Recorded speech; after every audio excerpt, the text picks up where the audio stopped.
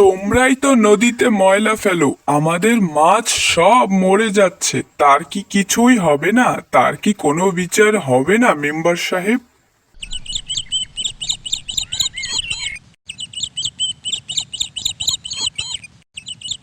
আরে আরে, ওই রহিম্মা রহিম্মা, তোদের জন্য আমরা তো আর থাকতে পারলাম না।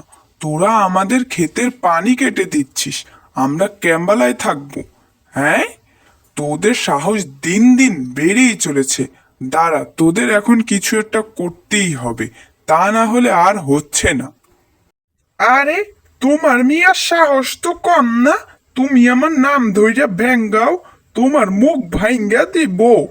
তোমার সাহস তো কম না। আমি দাঁড়াও, গ্রামবাসীরে অক্ষণে জানাইতাছি। তুমগো জন্য আমরা থাকতে পারি না।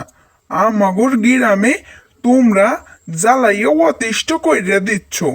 নদী নালায় ময়লা ফেলাইয়া কি একখান অবস্থা। এর একটা বিহিত করতেই হইব, গ্রাম প্রধানের কাছে যাইতেই হইব। দাঁড়াও দাঁড়াও। আরে যাও যাও, যাইয়া কদ্দুর করতে পারো করো, আমিও চাই যাও, একখান বিহিত হোক। আর হইতাছে না এমন কইরা, তুমগো জ্বালায় আমরা আর বাঁচতেছি না। এক নদী দুই গ্রাম, যার জন্যই আজকে এই অবস্থা। একখান বিহিত করতেই হইব। আইজগুই জামু সবাইরে লইয়া। বিচার চাই, বিচার চাই, বিচার চাই, বিচার চাই। এক গ্রামের দুই নদী, আর হইব না, আর হইব না। বিচার চাই, বিচার চাই, বিচার করেন, বিচার করেন। গ্রামবাসীরা, থামো তোমরা। কি হয়েছে? শান্ত হয়ে এক এক করে বলো সবাই। এভাবে উচ্ছৃঙ্খলপনা করো না দয়া করে। ওই গ্রামের মানুষ আমাদের ক্ষেতের সব পানি কেটে নিচ্ছে, এইভাবে আর সহ্য হয় না। মেম্বার মশাই, কিছু একটা করেন। বিচার চাই, বিচার চাই।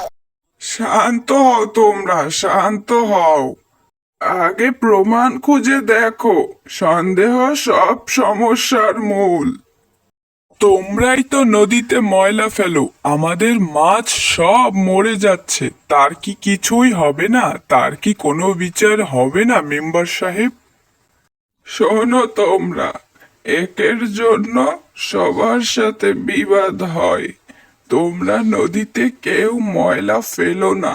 নদী সবাই একসাথে মিলে পরিষ্কার করো। এতে করে তোমাদের ভালো হবে এবং ওই পাশে গ্রামে থাকা মানুষদের উপকার হবে। এবং কেউ কারো ক্ষতি করো না। আজ থেকে আর কোনো বিবাদ নয়। সবাই মিলেমিশে কাজ করে মিলেমিশে বসবাস করো। দেখবে সবাই সুখে শান্তিতে থাকবে। আপনি ঠিক কইছেন মেম্বার মশাই। তোমরা কি কাও গ্রামবাসী? হ্যাঁ হ্যাঁ, ঠিক কইছে, ঠিক কইছে।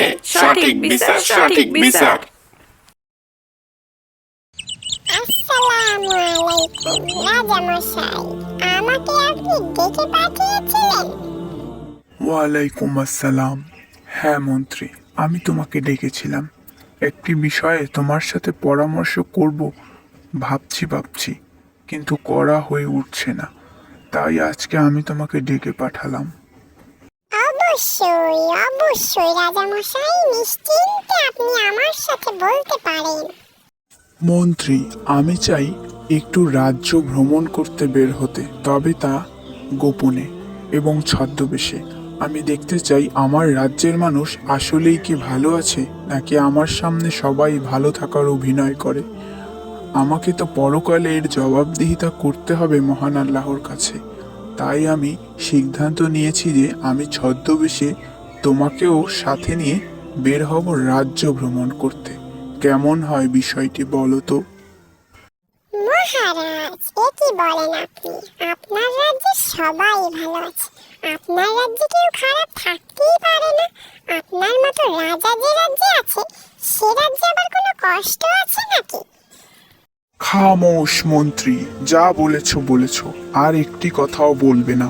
আমি তোমাকে আগেও বারণ করেছি যে আমাকে কখনোই তেল দেওয়া কথা বলবে না। আমি একদম এগুলো পছন্দ করি না। তুমি এরপর যদি আমার সাথে এই ধরনের কথা বলো তাহলে কিন্তু এর ফল ভালো হবে না বলে দিলাম। আমাকে ক্ষমা করবেন মহারাজ, আমি আর কখনো এমন ধরনের কথা বলবো না। আপনি যে সিদ্ধান্তই নিয়েছেন যথার্থই নিয়েছেন। আপনি যখন চাইবেন তখনই আমি তৈরি। তাহলে আমি আর দেরি করতে চাইছি না মন্ত্রী, আমি আজই বের হতে চাই। অবশ্যই অবশ্যই রাজামশাই, আপনি যা বলবেন তাই হবে।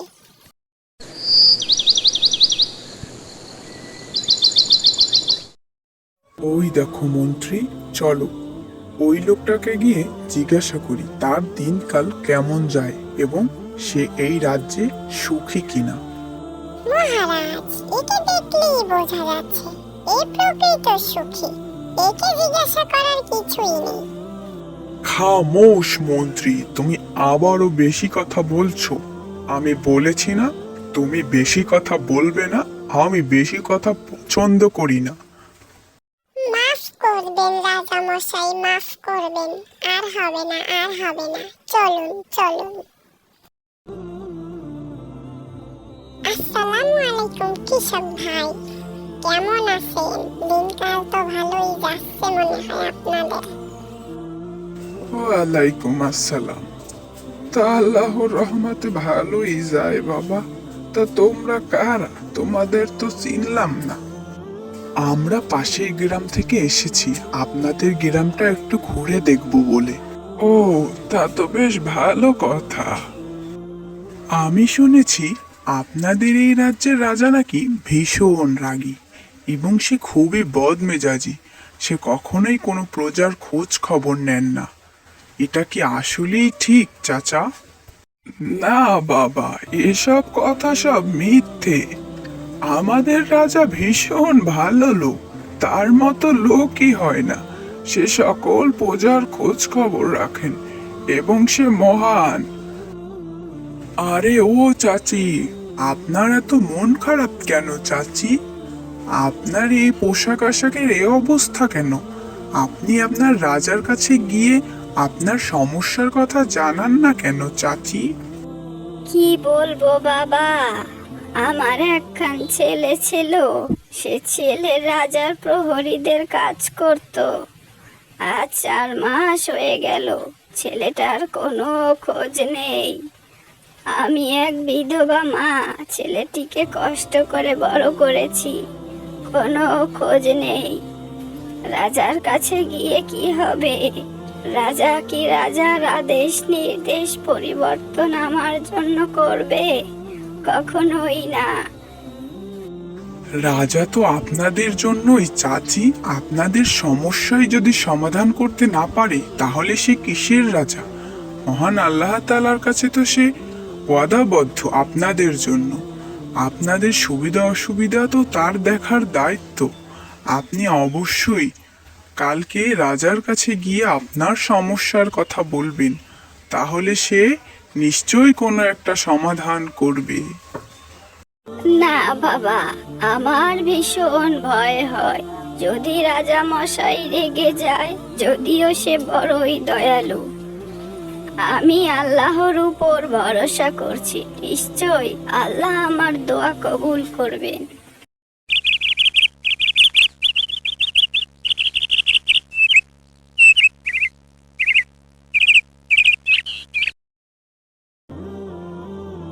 শোনো সভাসদ, আমি আজকে একটি জরুরি সভা ডেকেছি। একটি গুরুত্বপূর্ণ বিষয় তোমাদের সাথে আলোচনা করব।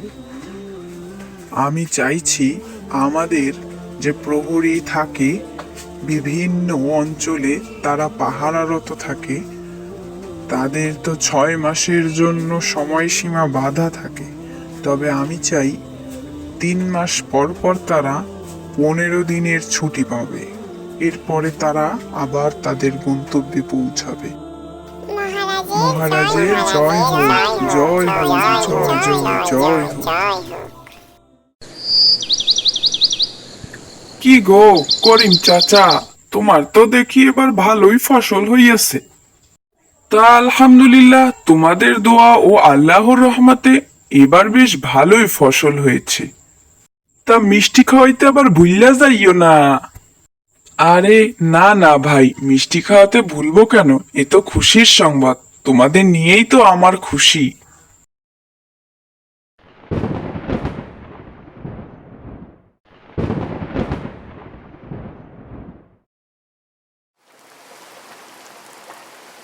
কি গো ইয়ামিনের বাবা, কি নিয়ে এত চিন্তা করতাছো? তোমার এত মন খারাপ কেন? মন খারাপ হবে না কেন ইয়ামিনের মা? আজকেই দেখলাম কি সুন্দর ফসলগুলো তরতর করে বেড়ে উঠছিল। আর দেখো কি পরিমাণ বৃষ্টি হচ্ছে, ফসলগুলো না যেন তলিয়ে যায়। তাহলে এবার বেশ সমস্যায় পড়ে যাব ইয়ামিনের মা। ভেবেছিলাম ফসল উঠিয়ে ঋণ শোধ করব এবং ভালো করে একটি বাড়ি উঠাবো। তা বোধহয় আর হলো না ইয়ামিনের মা। চিন্তা কইরো না ইয়ামিনের বাবা, নিশ্চয়ই আল্লাহ আমাদের সাথে আছেন এবং আল্লাহ আমাদের জন্য উত্তম কিছুই রেখেছেন। ইয়ামিনের বাবা, আজকে 4-5 দিন ধরে তো বৃষ্টি পড়েই যাচ্ছে। এভাবে হলে তো আর হাড়ি উঠছে না চুলোয়। কি দেব ছেলেটার মুখে? জানি না রে ইয়ামিনের মা, কি করব আমি। দেখি কিছু একটা করতে পারি কিনা। হায় আল্লাহ, এ তুমি আমায় কি পরীক্ষার মধ্যে ফেললে? চারিদিকে পানি থই থই, মাঠ ঘাট নদী নালা সব ডুবে গিয়েছে। কি করব আমরা? জমির চাষবাসও তো সব শেষ প্রায়। ক্ষেত খামার সব ডুবে গিয়েছে। কি হবে এখন আমাদের? কিভাবে ঋণ শোধ করব? হায় আল্লাহ, তুমি আমাদের সাহায্য করো। বাবা, আমার মাথায় একটি বুদ্ধি এসেছে। তুমি যদি চাও তাহলে আমি তোমাকে বলতে পারি। বল দেখি বাবা, আমাদের তো আর কোনো কুল কিনারা নাই, যদি কিছু করতে পারি। বলছিলাম কি বাবা, আমাদের বাড়ির পিছনের অংশটা তো ফাঁকাই পড়ে রয়েছে, আর বাসায় দেখলাম কিছু লাউর বীজ রয়েছে। যদি আমরা ফাঁকা স্থানটায় কিছু লাউ চাষ করতে পারি, কোনো রকম খেয়ে তো বাঁচতে পারবো, তাই না বলো বাবা? এ তো বেশ ভালো কথাই বলেছিস ইয়ামিন। কই গো, তাড়াতাড়ি লাউর বীজ আর কোদালটা নিয়ে আসো। দেখি তো পিছনে কিছু করা যায় কিনা। এই তো আসছি, তোমরা যাও। এই তো এখানে বীজ লাগানো শেষ। এখন দেখা যাক পানি আর সার দিতে দিতে কি হয়।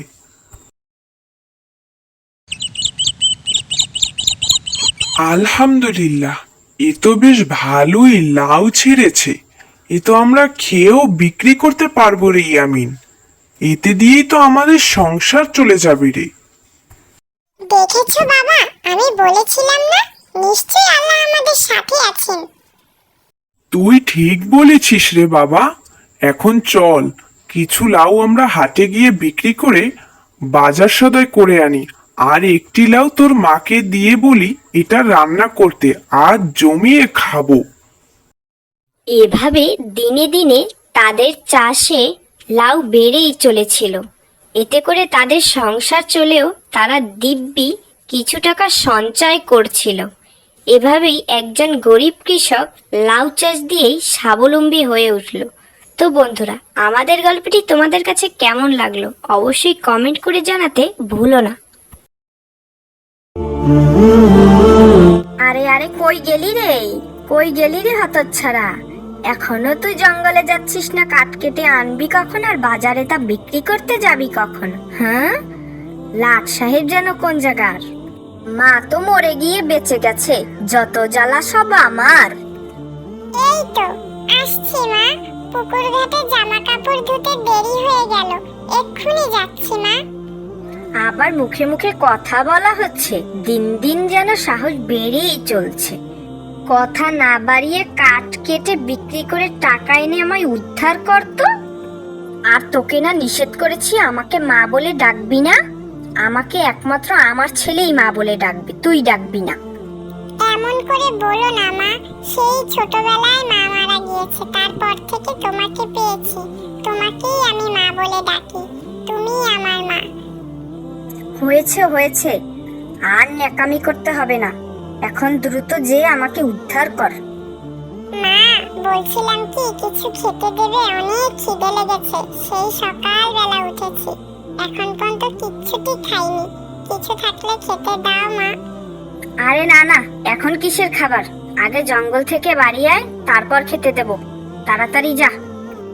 তোর বাবা বাড়ি আসার আগেই যেন আসা হয়, কোথাও গিয়ে আবার ঘাপটি মেরে বসে থাকা যেন না হয়।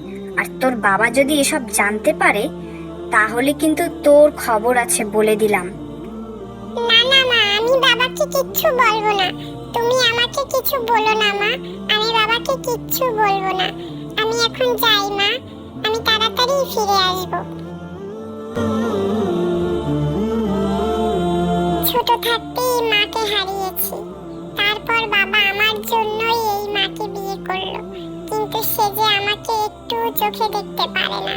সে তার ছেলেকেই ভালোবাসে, কিন্তু আমাকে একটু ভালোবাসে না, খেতে দেয় না, আমার সাথে কত অত্যাচার করে। আমি আর সইতে পারছি না। আল্লাহ, তুমি আমাকে ধৈর্য দাও।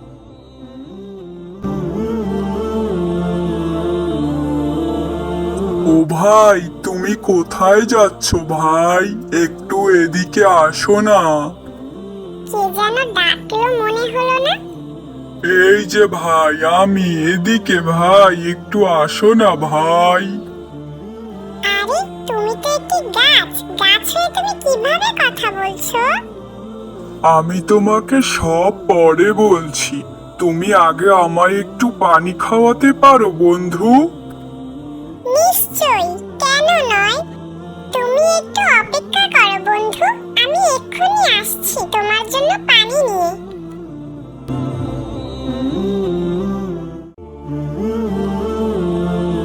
এই তো, এখানে একটি পুকুর আছে, এখান থেকে আমি দেখি আমার গাছ বন্ধুর জন্য একটু পানি নিয়ে যাই।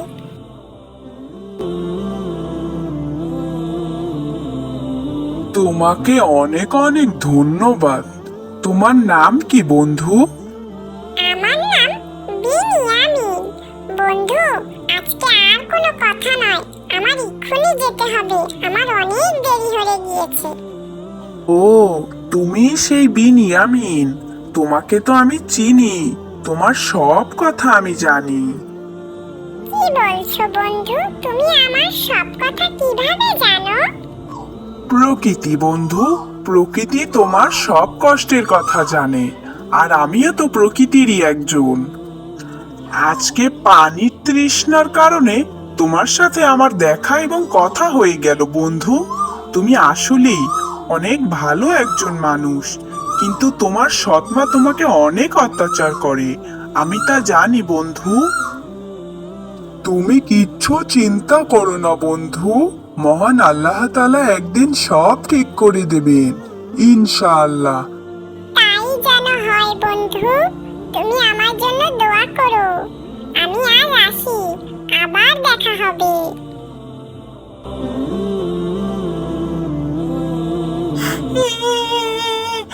সাপ তো আমাকে এক্ষুনি খেয়ে ফেলবে, কি হবে আমার এখন? কে বাঁচাবে আমাকে? আরে, ওই দূরে ইউসুফ দাঁড়িয়ে আছে না? ও কাঁদছে কেন? আরে আরে ইউসুফ, তুমি ভয় পেও না, আমি চলে এসেছি, চুপচাপ দাঁড়িয়ে থাকো। আউযু বিল্লাহি মিনাশ শাইতানির রাজিম, বিসমিল্লাহির রহমানির রহিম। আউযু বিল্লাহি মিনাশ শাইতানির রাজিম, বিসমিল্লাহির রহমানির রহিম। আজকে তুমি ছিলে বলে বেঁচে গেলাম ভাইয়া, তোমাকে অনেক অনেক ধন্যবাদ। সবই আল্লাহ তাআলার ইচ্ছা ইউসুফ, তুমি ভয় পেও না, চলো এখন আমরা বাড়ি যাই। এতক্ষণে তোর আসার সময় হইল ইয়ামিন? এতক্ষণ কই ছিলি? আজকে তোর খবর আছে। দাঁড়াও মা, ভাইয়াকে কিছু বলো না। আজকে জানো, ভাইয়ার জন্য আমি বেঁচে গিয়েছি। একটা সাপ আমার দিকে তেড়ে আসছিল, এমন সময় ভাইয়ের সাথে দেখা। ভাইয়া সাপটাকে আউযুবিল্লাহি মিনাশ শাইতানির রাজিম বলে তাড়িয়ে দিয়েছেন। ভাইয়ের জন্যই আজকে আমি বেঁচে আছি। তুমি ভাইয়াকে আর কষ্ট দিও না মা। তুই আমাকে মাফ করে দে ইয়ামিন। আমার অনেক বড় ভুল হয়ে গিয়েছে। আমি বুঝতে পারিনি, আমি না বুঝে তোর উপর দিনের পর দিন অন্যায় করেছি। আজকে তোর জন্যই আমার ছেলেটা বেঁচে গিয়েছে। তোকে অনেক অনেক ধন্যবাদ। আজকের পর থেকে তোর আর জঙ্গলে যাওয়া লাগবে না, তুই আমাদের সাথেই থাকবি। আর তোকে আমি আর কখনো কষ্ট দিব না। হায় আল্লাহ, তুমি আমাকে মাফ করে দাও। না না, এ কি বলছো মা? আমি কিছু মনে করিনি, আমি কষ্টও পাইনি। তুমি যে নিজের ভুল বুঝতে পেরেছো, এই অনেক। সবই আল্লাহর ইচ্ছা, আলহামদুলিল্লাহ। গাছ বন্ধুর দোয়ার কারণেই হয়তো আজকে আমার সৎমা নিজের ভুল বুঝতে পেরেছে।